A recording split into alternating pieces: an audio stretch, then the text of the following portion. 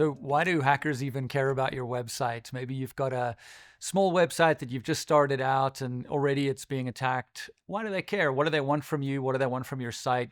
Well, what we see out there is if you're running an e-commerce website, stealing credit cards, so injecting malware into the site where people think that they're entering their credit card and it's going to be processed securely by a transaction processor. And in fact, the malware is injected in itself into that process and is reporting those credit cards back to the attacker.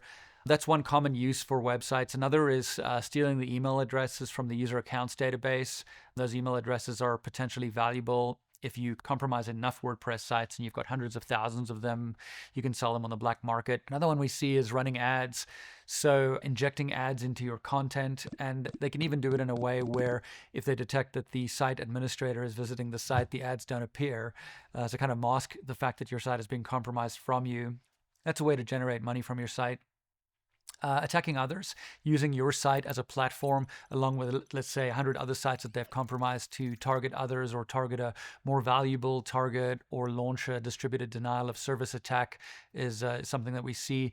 Crypto miners is a way to turn your site's computational resources into cash by running software on your site that is going to generate cryptocurrency for them. SEO spam, basically expanding the amount of content that's on your site massively to millions of pages that you're not even aware that you're hosting, and using that as a kind of SEO sink to generate revenue. Hosting illegal content, and then simply using the fact that you have a clean IP that's never been used for anything malicious and using that for various purposes.